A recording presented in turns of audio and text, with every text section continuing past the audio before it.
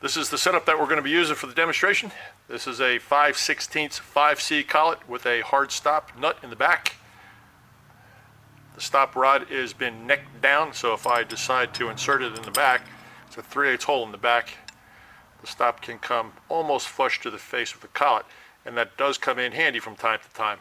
The blank I'm starting with is 2 1/4 inches long, 5/16 diameter, 360 brass. And if you don't know how deep your stop is, take your scale, lay your scale in one of the cracks of the collet, and by pushing on, let me zoom out so you can see how that's done. By pushing on the rod in the back, they move at the same time. Simple, right? So let's just pay attention to where the front is. I want to say I leave it out. I want to leave it extending about, let's say, 7/8 inside the collet. Snug it up.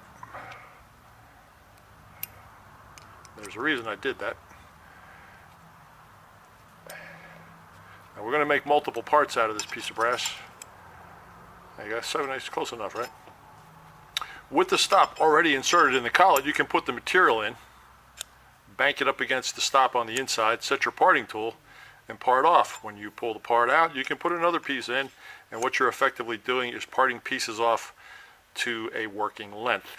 Now, if you've watched my video, great setups, crappy results, and the reasons why, after you've done this, make sure you face these blanks off, and then when we're time to make the part, we're just going to simply flip the part around, and we're going to make one part on either end of this, because these parts are going to be way too small to hold for any secondary operation.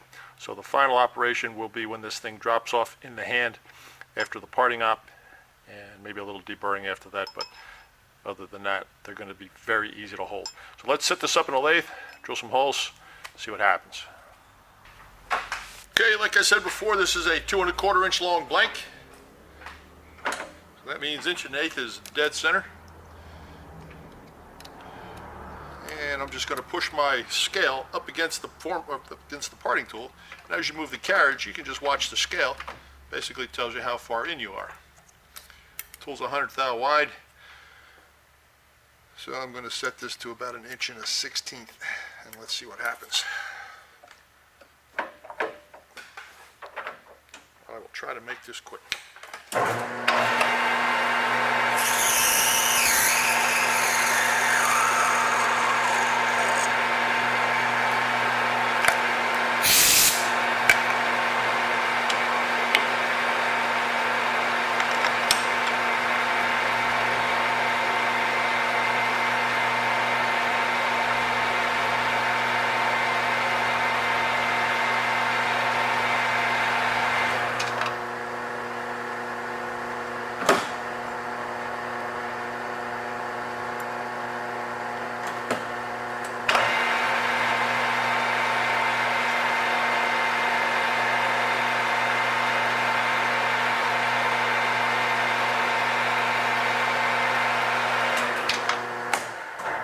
Okay, now for those of you with really good eyes that are going to comment that this piece is hanging out farther than the other one, you're absolutely right.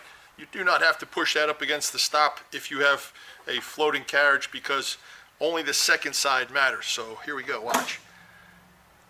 Okay, now it's up against the stop. Be really careful that there's no burr in the center. Check the length of both pieces roughly before you start, and start with the shorter of the two so you don't have to go back and cut the other one. Let's put this one in here and clean it up.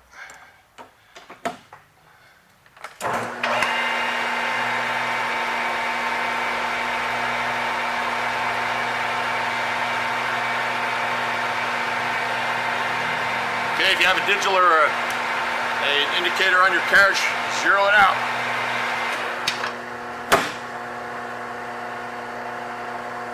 And second piece. Sometimes having sacrificial stock, you're going to throw a little bit away. You can advance the stop for the next couple of pieces. Ultimately, you will throw some away, but it's a lot quicker than messing around, fumbling with small pieces.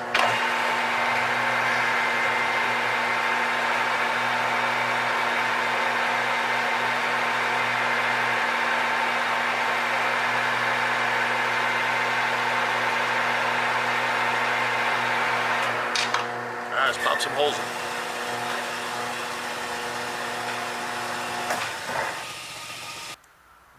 Let's see what we got.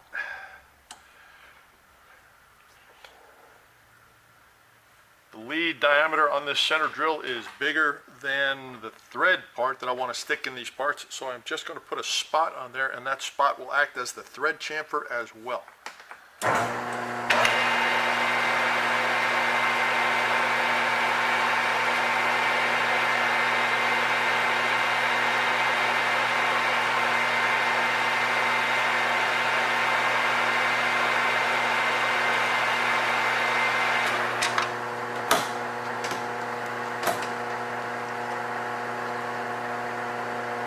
Always be sure to leave enough hanging out that you can grab it. Good rule of thumb.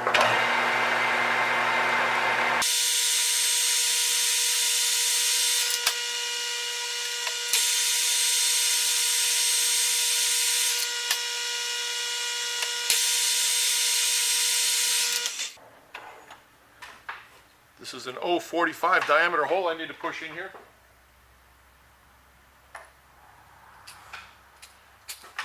My chuck is just about to the limit of its holding capacity. This is a very old chuck I'm using, so you can expect to see a little deflection on this when I push it in.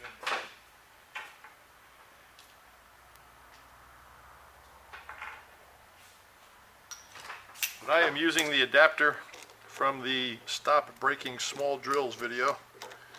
So I have a chuck in an adapter in a chuck, and when I get up to where I'm going,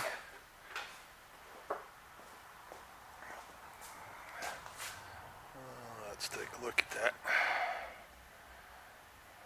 Alright, there you go.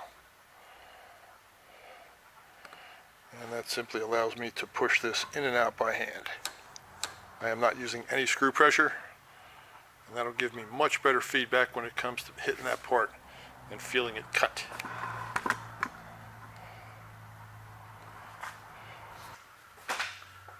And I'm going to be using WD-40 as a lubricant.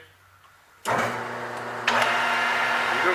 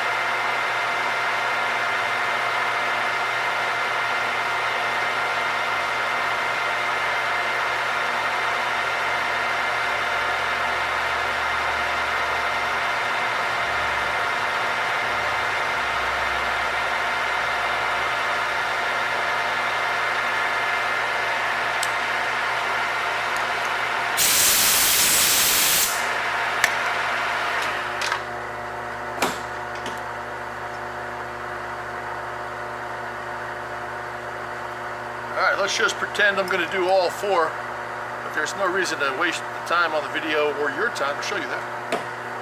I like it. Alright, well the next thing to do is put threads in that hole, and we're going to use an 080 tap to do that with a thumb wheel on it. Nice aluminum knurled thumb wheel, and we're going to use the knurled tap driver, spring-loaded center.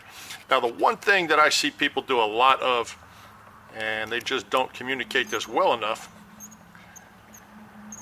Let's take this apart. You do not want to use the same spring for an 080 tap that you would probably use for a 3/8/16 or something driving down into stainless.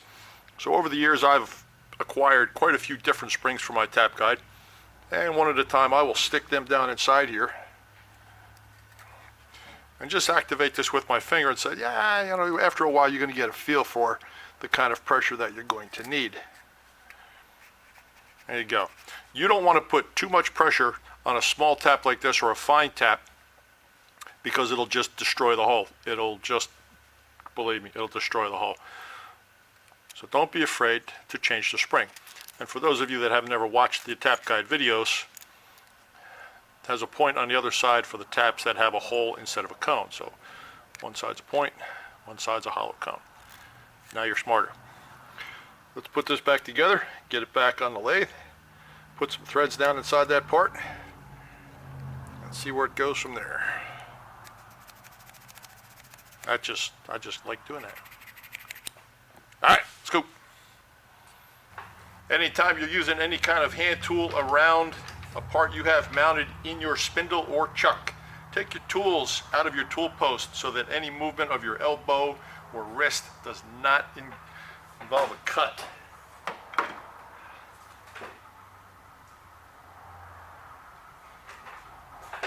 Tap on the button. Just using the same WD-40 for this. This cut is so small that it really doesn't matter what you use so long as there's some type of lubricant in there. Locate the tip of the tap first. Move the spring center into position. Do not bottom the spring out. Do not bottom the plunger out. And here we go.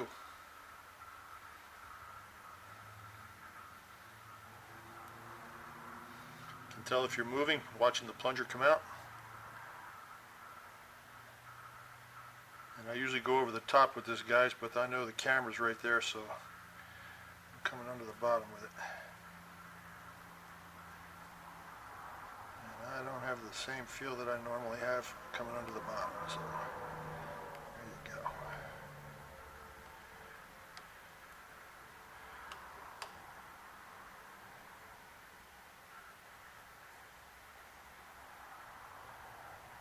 Thread this small. Definitely clear the leading edge of the tap as you go.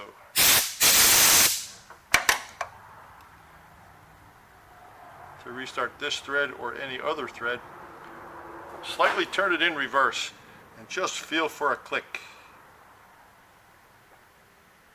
There it is.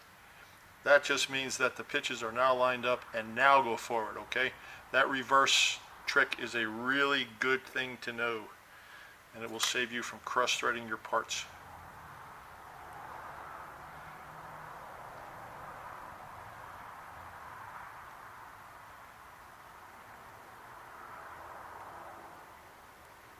And I'm going to block you out here for a second.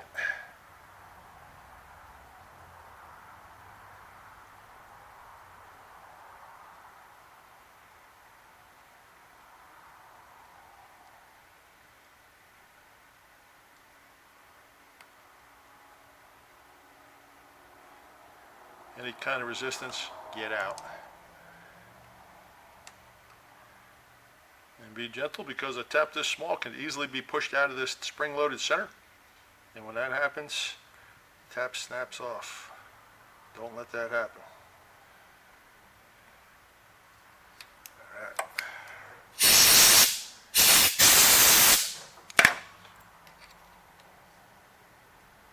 Back in.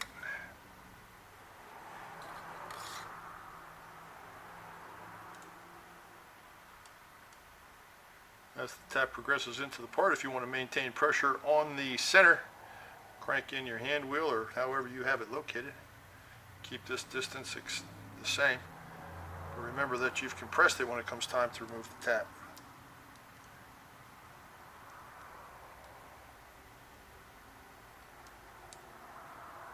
And I do apologize for that. It's just a lot more feedback coming in from my side, so there you go. Okay, we're about 400 deep into that brass. The hole was about a ½ inch or more. Gently back it out. We're going to take the collet out, take the whole thing over to the mill, and we're going to make a collared hex nut out of this.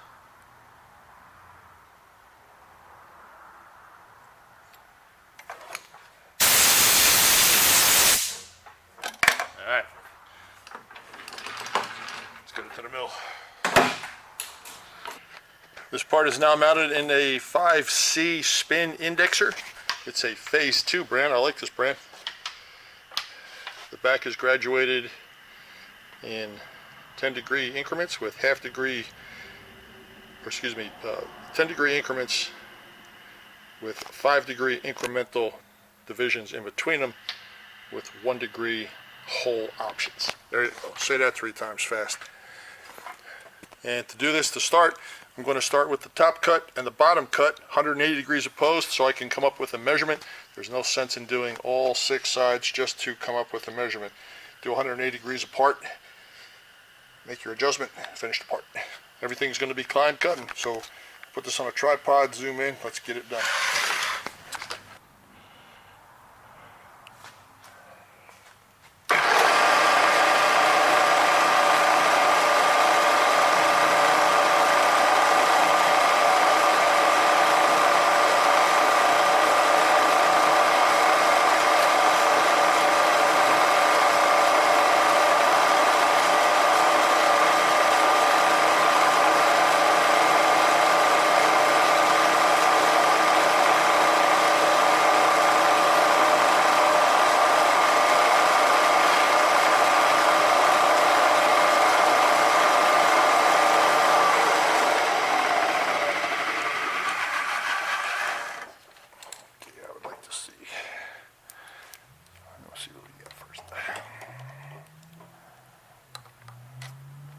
Sorry about the obstruction, guys. There's just no way around that. Okay, that is 172. I'm going to shoot for 150, so that's another 22. 11 per side. Whatever your gap is, whatever your size range that you need to remove, remember to divide it by 2. Okay, so 11 thou more per side. That's not much.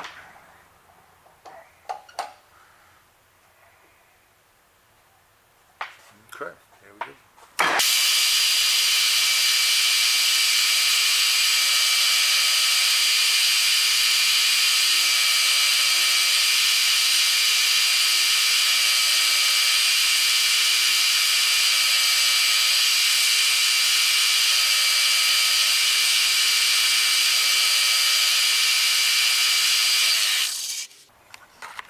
Let's see if we can get an eyeball on how small that really is.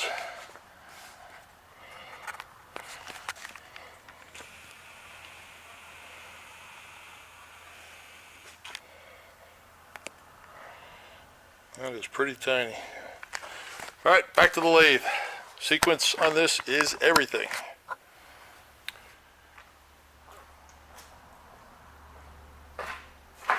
Okay, off camera, I did extend that a little further so we can see what's going on. Get the parting tool in there. Let's turn the collar on it.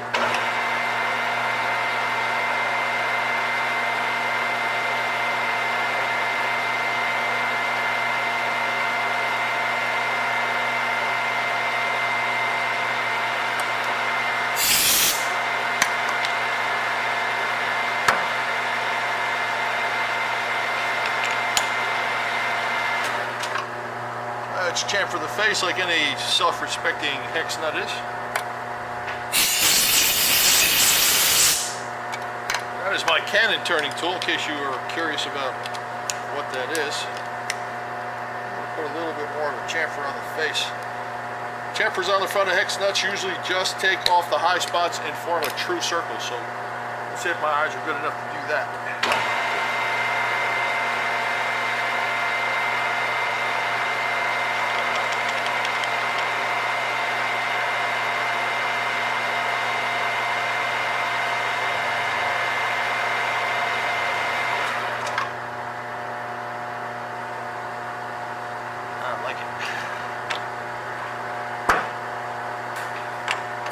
Side tool to deburr the flange.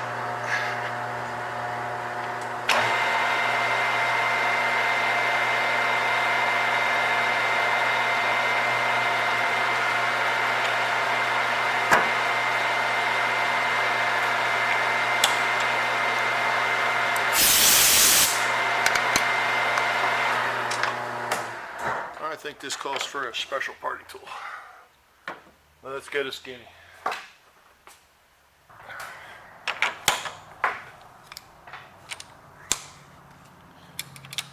Okay, to anyone that has ever parted off a piece with a thread in it, the parting tool will cut through the part and hit the high spiral or the high helix of the thread first. And usually the part is going to try to climb up and over the parting tool and break off with a really sharp, nasty edge hanging off of it. So watch your fingers when you do this.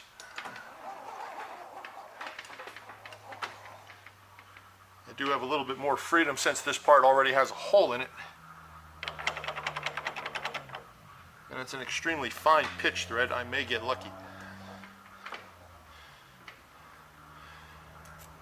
Once again, make sure the inside of the tool is flush with the face of the part. And I can see that really well from where I'm standing. And as soon as it stops hanging up, we're good, which is right there. Zero whatever instrument you have to zero it.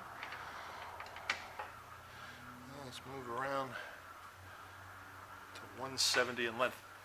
Cut this only part of the way through and deburr the back side.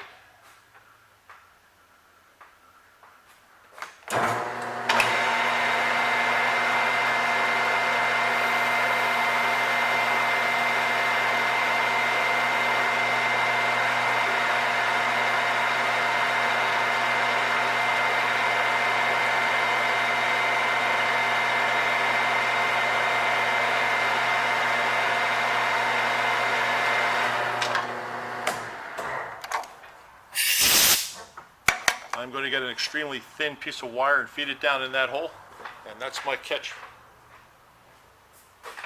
Okay, to everyone watching, one safety tip I would like to convey at this point is anything that you use to catch a part, please do not make a full loop out of whatever it is, for instance, and put your finger around it. If the part gets caught up in it, if it starts to spin, it could pull you in, it could pull a chunk off of you. The best thing I would suggest is to put a bead or something on the end, like a small wooden round ball or a small handle, something that can pull easily out of your hand. Do not put a loop on it. That is an extremely dangerous thing to do.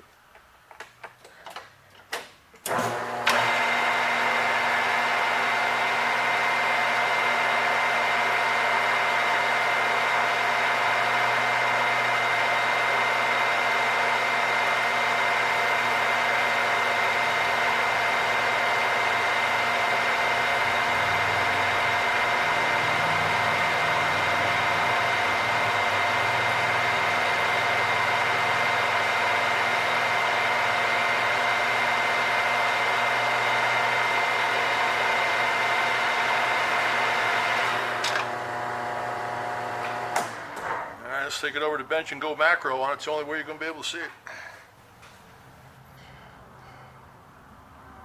Okay, as you can see, just by the shadow, you can see the ball or the round that has formed on the front, like a standard X nut.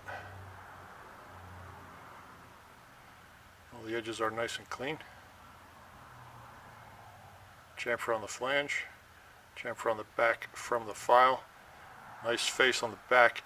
Now this, I did not change this. I wanted you to see this because this is going to happen to you, and it's really unavoidable. Anytime you have a thread going through a part, you're going to get an ugly hanger like that. And that on a bigger thread, on a deeper thread, coarse thread in steel, this little thing right here is like a fish hook. So be very careful after you're done. The easiest way for me to do this right now, some people would say, I put a screw in the chuck and or screw in the collet. Screw this onto the collet, face it off. You could do that, but this is very soft material. I'm going to just run this across some emery and use a very fine countersink to deburr that back edge because it will probably roll the thread in. But there you go, guys. That's what I call sacrificial material. It's excess stock. Plan your part out.